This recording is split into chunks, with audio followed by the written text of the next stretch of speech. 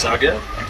Perfect. Welcome to the movie studio. On either side of the vehicle, as we head on down this hill, take a look on either side. You'll see these movie posters on our movie studio timeline.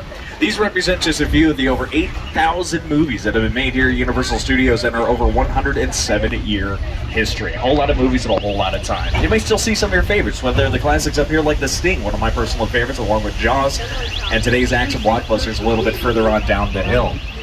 Now, none of these would be possible if it weren't for one man, our founder, Carl Lemley. Let's go, Uncle Carl there on your screens in the bow tie. Moved to the United States in the late 1800s, brought with him the American dream of one day having his own business. He went one step further. He had his own city made for that business. We are still Universal City to this day. That's a real-life fire station to our right-hand side. We also have our own sheriff station up on City Walk. We have financial facilities, Medicare facilities. We also have daycare, a gym I don't go to, 3 Starbucks, and a coffee bean. So you know we're a real city, right? But there's something that our city does not have that yours definitely does. Residents. No one lives here, right? But we are constantly having thousands of people come to Universal Studios every single day of the week to make those movies, television shows, commercials, and music videos, and today is no different. Like I said, a very busy day today. A lot of the filming happens here in the front lot inside a building called sound stages. Sound stages are giant warehouse-looking buildings. The first and largest is actually here on the left-hand side. That's sound stage 12. It's 29,000 square feet of space. It's over 90 years old. That is where they built massive movie sets like Frankenstein's Lab back in 1931. Even Dracula's Castle, same year. Right. The mansion in Scarface, the clock tower in Back to the Future, the visitor center in Jurassic Park, Whoville, and Elegant Soul Christmas, and countless others, all built inside of Soundstage 12 over the decades. Now at Soundstage 9, 10, and 11 to our left-hand side, they're working on season 2 of a Peacock original show called Grand Crew. You can actually see some of the doors are open to these sound stages. The main reason why we choose to make our television shows inside of this is control, right? You can build whatever set you want to. You can even see the door to Soundstage 7 on our left-hand side is open. That is literally behind the scenes of season 2 of Bel-Air on Peacock. That's the dramatic retelling of the Fresh Prince of Bel-Air. Yeah, with Will Smith, he came back as a producer for that show. Down the kind of sideways street there to our left-hand side is where Kelly Clarkson films her show, The Kelly Clarkson Show. And like I said, it's all about control. You build whatever set you want to, you light it any which way you want to, and they're about 98% soundproof buildings. So that allows us to close these doors and block out as much as we can. You're not going to hear the trucks driving by, helicopters flying overhead, annoying tour guides, and you're definitely not going to hear the construction for our Super Nintendo World coming early next year, which is actually to our right-hand side. Soundstage 14 is pretty rich with history. A couple of my favorite things to film in here, the 1982 classic John Carpenter's The Thing with Kurt Russell. Fantastic, scary movie. It takes place in Antarctica. The filmmakers pumped in so much air conditioning inside that soundstage, you could see the actor's breath. Yeah, that's how realistic you can make the environment. And then about 10 years after that, Steven Spielberg did the exact opposite. He made it a tropical rainforest for Jurassic Park. The original movie, remember in the first movie when the T-Rex attacks, the Jeep gets stuck in a tree and they try to escape as it breaks the branches? That all filmed inside that soundstage, right? Now, you can make Universal movies or NBC Universal television shows in here all the time, or you can make other studio movies in here. We'll rent these things out to Disney, Warner Brothers, Sony, Paramount, you guys, if you want to make a movie out here. There's a Universal Television produced Netflix show which filmed here to the right-hand side, Never Have I Ever, with Maitreya Ramakrishnan. They actually filmed all 4 seasons here at Universal Studios. And currently filming inside a soundstage at 19 to our right-hand side, the NBC show Quantum Leap. A lot of you might remember the original series with Scott Bakula back in the late 80s into the 1990s. They brought it back with Raymond Lee, and they are filming in our Universal backlot. Oh, my buddy Ted. The teddy bear with his movies with Seth MacFarlane and Mark Wahlberg. He's also filming a television show today. Seth MacFarlane returning as the voice of Ted. That show stars one of my personal favorites, screen actors, Scott Grimes. You may recognize him from The Orville, also with Seth MacFarlane. Now, today's stars like Scott Grimes and Seth MacFarlane, they're very mobile people, so their dressing rooms are trailers. But stars like Doris Day and Rock Hudson, their dressing rooms were these bungalows here at the Universal Studios lot. Today, they are now office spaces for production companies like 7 Bucks. That's Dwayne Johnson's production company. Yeah, The Rock works out of there. Right next to them, Monkey Paw Productions. That's Jordan Peele's production company. He's the guy that brought us movies like Get Out, Us, and his new movie Nope. Down the alleyway to the left-hand side, a white sign that says MP, that is Mark Platt Productions. He's known for his Broadway hits and musicals. He's the man that's making Wicked into 2 movies for Universal. And a very famous office to our left, number 5195, that belonged to the incomparable Sir Alfred Hitchcock. Director of movies like Psycho, Rear Window, Vertigo, The Birds, among many others. He had that office for about 20 years, the latter part of his career. So a lot of history just kind of tucked there in the front lot all over the place. And a different kind of history happening back here in the back lot.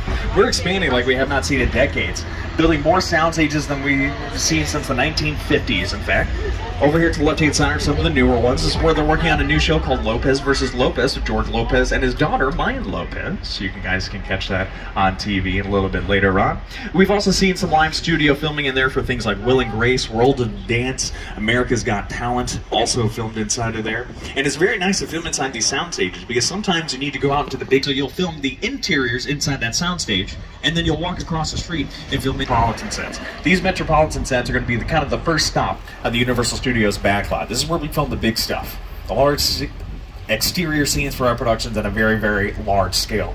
Our Metropolitan sets are currently being used today by Bel Air, so it could be, well, either Bel Air, parts of Los Angeles, all right inside of here. So why would we film on our Metropolitan sets than the real city streets of Los Angeles? Again, it all comes down to control.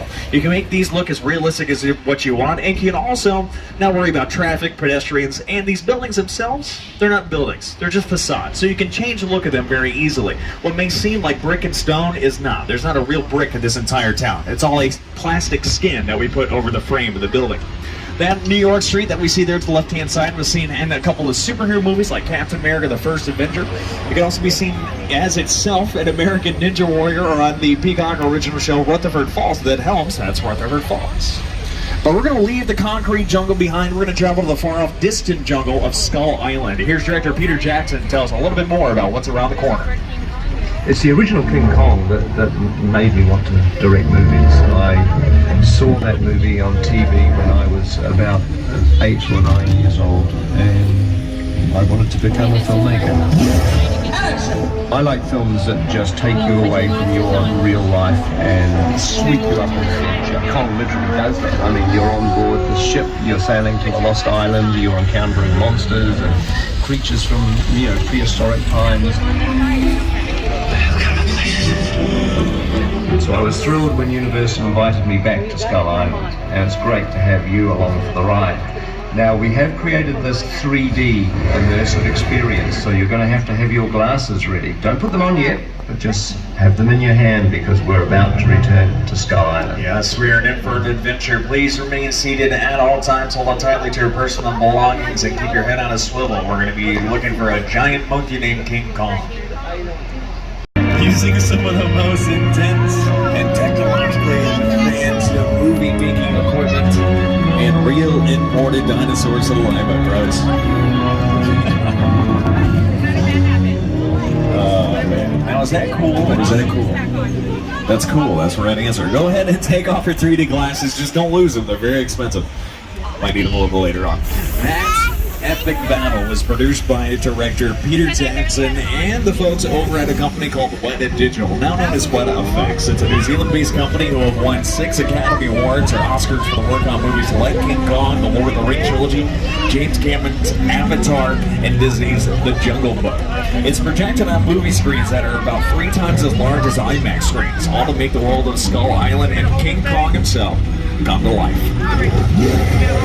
With a project like the studio tour, the audience is in the middle of the environment. They're looking in all directions. There's creatures coming at them. They're seeing Kong from this side and T-Rexes from the other side. Working on a movie, we always know where the people are looking. They're looking straight ahead. They're looking at the shot that we're working on. Here you have to take into account that people are looking in all directions. Also, one of the things about this ride, unlike the movies that we're used to working on, there's no cuts because it's one giant shot. This tram that's driving along through Skull Island is where the camera's from. This ring represents where the screen is 10 meters away.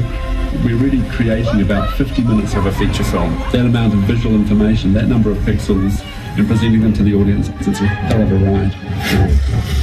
Now, in that experience, not only did we get to see King Kong and some T-Rexes, we even saw our own Tram project onto the screen. Anytime you see a vehicle like that on a movie or television show, we call that picture cars. It's that simple. It could be a big tram, small motor scooter, and Universal Studios has had some very recognizable picture cars on these streets.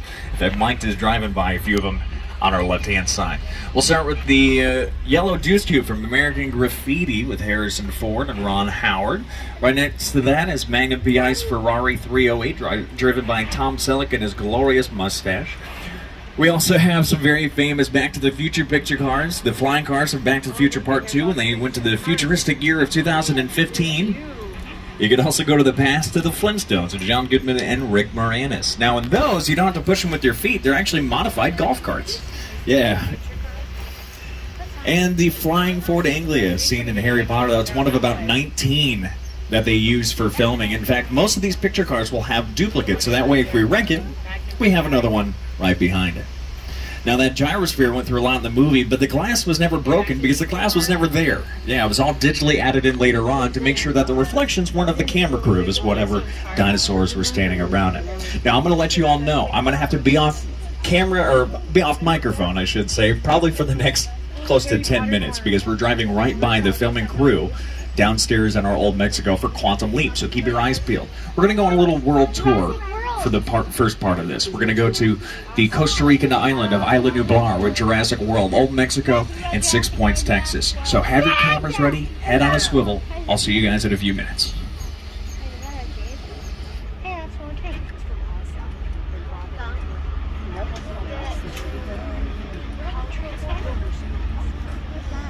I wonder if that means we're not going to go through that area or not. It looks like we're going through. I just don't think the speaker can talk. Well, we can talk amongst ourselves. If we start. They're doing something Japanese in the middle there. I have no idea what that is. But that sign is cool.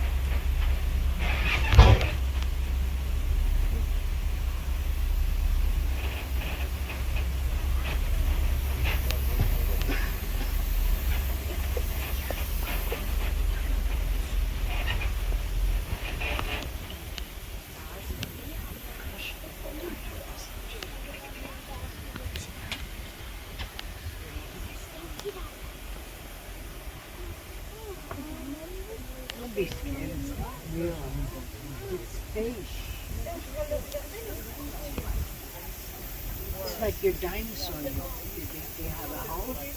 How it's the battery.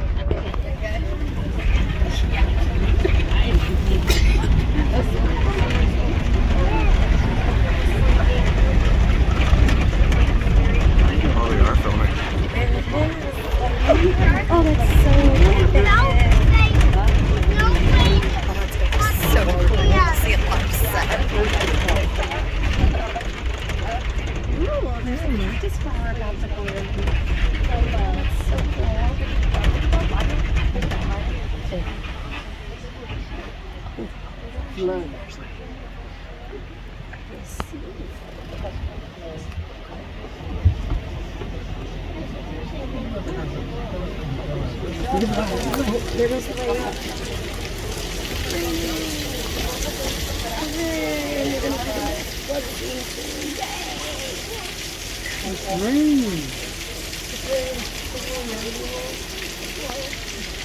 Oh,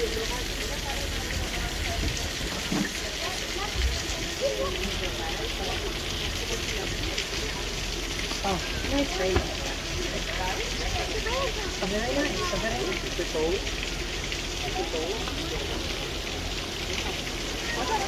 Oh, here it comes. Oh my God. Let's go. Woo!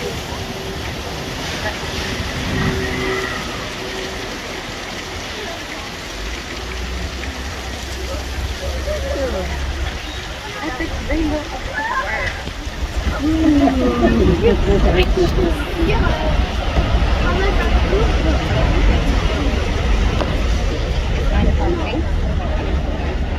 Thank you.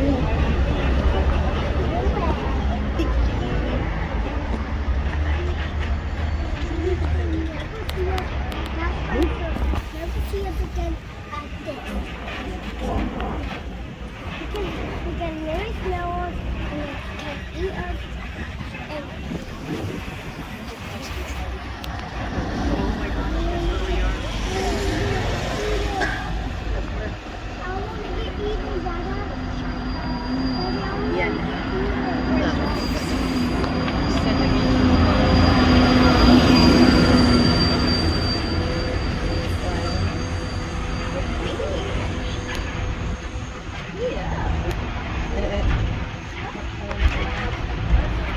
They filmed Once Upon a Time in Hollywood here.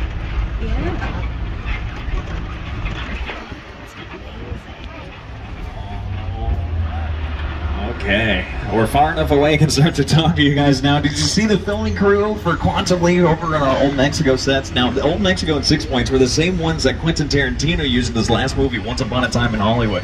So see if you can find the same exact area in Quantum Leap that was used in the movie Once Upon a Time in Hollywood. Watch both of them compare and see if you can recognize it. That's exactly what we have going on right there.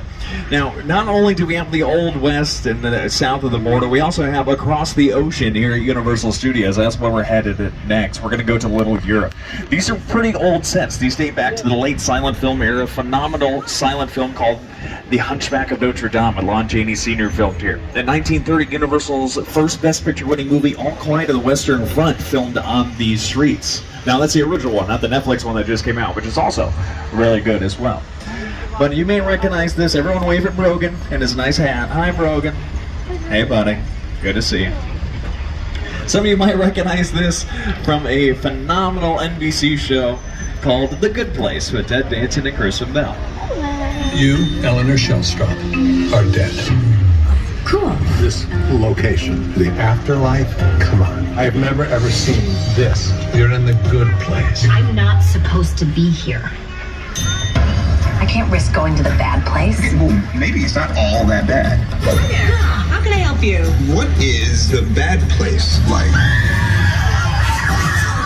Well, it doesn't sound awesome. I encourage you to check out The Good Place. It's still on most streaming platforms. The area to our right-hand side is called Our Court of Miracles. That is where the original monsters got their start. Dracula, Frankenstein, Wolfman, The Invisible Man, all filmed down here beginning in 1931 and going into the 1950s. Without the success of those early monsters, we wouldn't have the scary movies that we have today. There would be no Michael Myers without Dracula and Bela Lugosi and Frankenstein, played by Boris Karloff. Now, these sets kind of arrive for one movie coming out here, building it. We like it so much, we keep it. The same exact thing is true for Soundstage 50. This has been around for a few decades. First came out to be actually a theme park attraction in one of the Beverly Hills cop movies with Eddie Murphy, but we like the look of it so much that we've kept it inside of here. This is one of our special effects stages. It's also very unique because it does have a second floor. Most movie sets that we build are only one floor with no ceiling because we need to hang those big bright lights.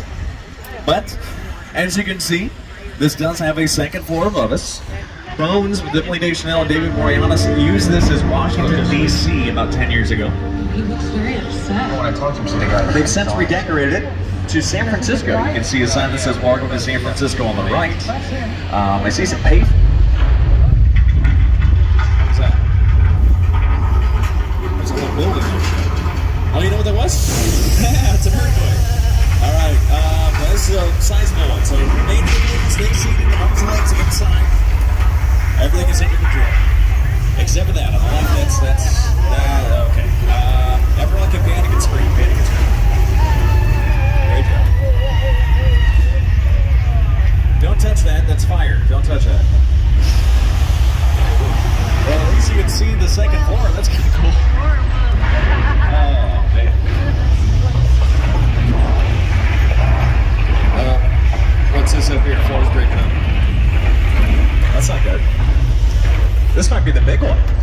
Have you ever heard the theory that Los Angeles is just going to break apart and fall in the ocean?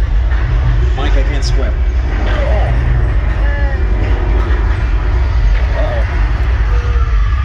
That's not good. Train's here. Woo! Alright, anyone fall out? No, we're good. We're good. Oh, no. The water main broke.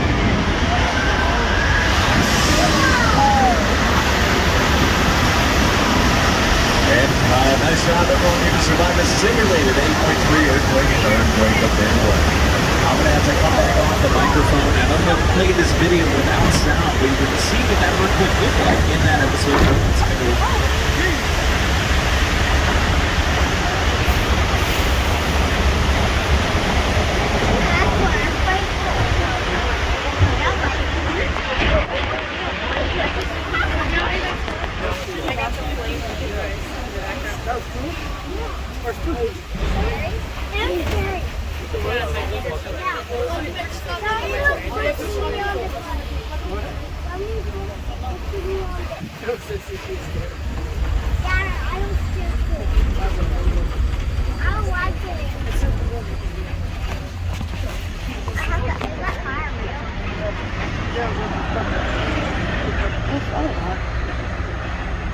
I like the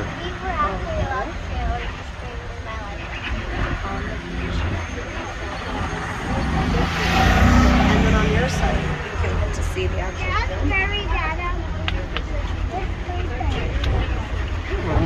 film. oh, it's drained.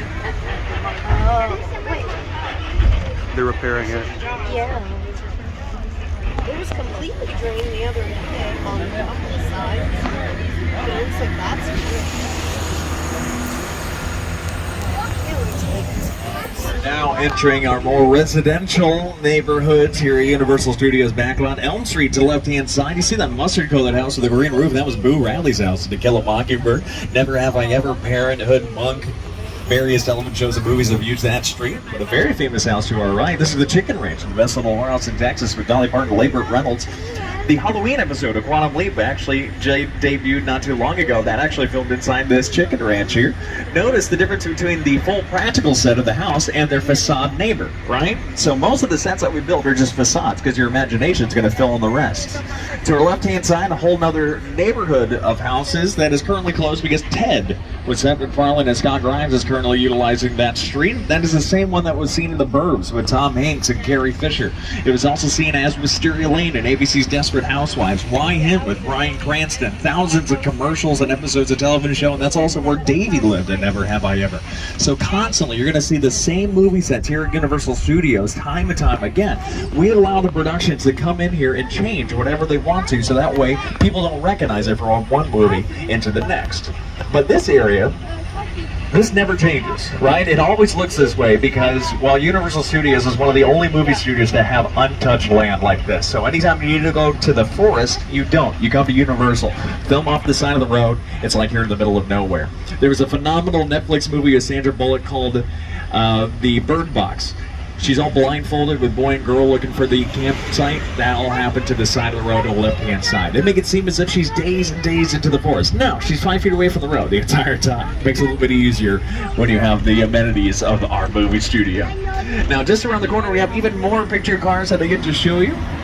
The red double-decker bus was featured in a couple episodes of Arrested Development with Jason Bateman. The green Mini Cooper in front of it, that is Mr. Bean's. Rowan Atkinson. A lot of these are from Fast and Furious movies, including the Dodge Charger. That is the hero car. That is Dominic Toretto's Dodge Charger. Mystery Machine with Scooby and the gang. You can see the yellow and black Camaro there in the back. That is Bumblebee. And there was that white Ford that kind of stuck out that doesn't really look like the other ones. That actually belongs to a lady named Marion Crane.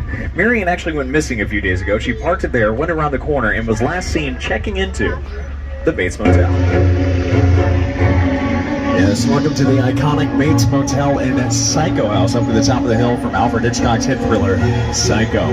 The construction you see in front of it is left over from our Halloween Horror Nights event, just ended earlier this week. And I will let you know the motel is actually from one of the sequels, Psycho 3, because in the original, Alfred Hitchcock didn't build a motel. It was mostly just a facade. You remember what I was saying? Just the fronts of the buildings? You rarely ever watch the actor go into the motel, so they just built a wall and painted most of the doors. All the interiors were inside of sound stages, like the ones we passed a little bit earlier. But this house, this is the original house. In fact, I believe the original occupant is still here. Yep. Norman's on the front porch. Do me a favor, this guy's really weird. Don't look him in the eye, I'll do all the talking. Alright, he lives here with his mother. Hi, Norman. How you doing? You look a little, worried. What's going on? What are you doing? Oh. That's horrible. No, he's coming down the stairs. Okay, eject on car 4. Eject on car 4. No, we're good. I wouldn't leave you. I would leave you, but it's alright. We're gonna head on into one of the most impressive and largest movie sets ever constructed. Welcome to the plane crash set from Steven Spielberg's War of the Worlds, starring Tom Cruise, Dakota Fanning, and Justin Chatwin. Using a real 747 aircraft, production designer Rick Carter and Steven Spielberg brought this scene to life, unlike anything we've ever seen before this. Here they are talking about that one.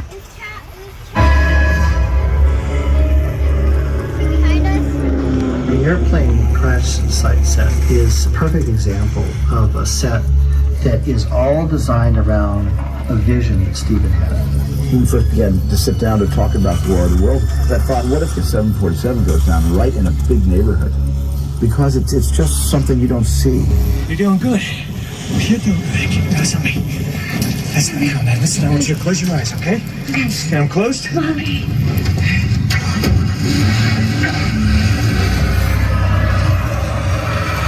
Bobby, get in. Get in. The plane itself only cost $60,000, but the shipping cost them $260,000. Once all said and done, a couple $1 million went to go into that set to create that scene. You see the movie less than 5 minutes. But Steven Spielberg loves the Universal Studios tour, so rather than cleaning all that up and throwing it away, he donated it to the studio tour, and that's why we get the opportunity to drive through that. Another set donated to the studio tour that is much more recent is what we're going through next. Welcome to Jupiter's Claim from Jordan Peele's No. Movie magic only happens when a team of collaborators, often in the hundreds, work together to take an impossible notion and bring it to life. This is Jupiter's Claim, a nostalgic, small-time Southern California amusement park owned by former child star Ricky Juke Park.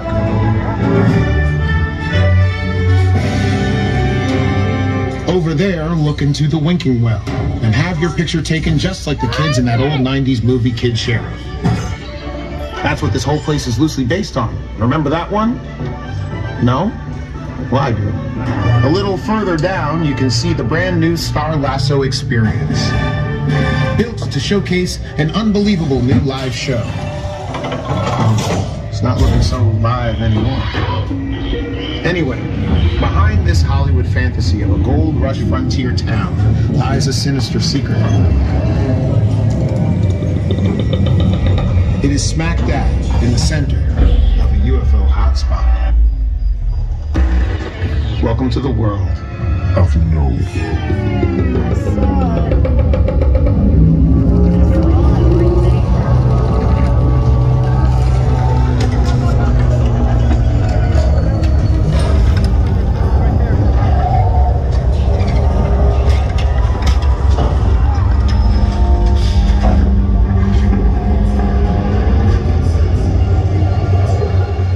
Yeah, we better get on out of here before anything happens. So I encourage you to check out Jordan Peele's Nope. It is available on demand on Peacock, and I believe it's actually going to be placed onto the streaming platform later on this month. Now, take a look over to the right. You see that giant blue wall off there in the distance? It's kind of rare that we get to point this out anymore because of everything that's going on over here. Now, that is an area called Falls Lake. Falls Lake has seen some of the largest and most impressive movie sets and scenes of all time. Specifically, there was this scene in the movie Sully with Tom Hanks. Evacuate. Now, what you see on your screens of plane, people, in water, they are all real, but this city and sky in the background, That's the big blue wall that we saw back there. It's a big green screen is what it is. Bright blue and bright green are the only two colors that do not naturally appear in human skin. So a computer can select that and leave everything in front of it and then replace whatever image you want to behind it. It has a basin and water in front of it, which has been around for decades. That's where Norman hid the cars in Psycho back in the 1960s. But then in the late 1980s, the wall was built for the sequel to Jaws called Jaws the Revenge. And this one, it wasn't a green screen though, it was a big mural. They actually painted those clouds on.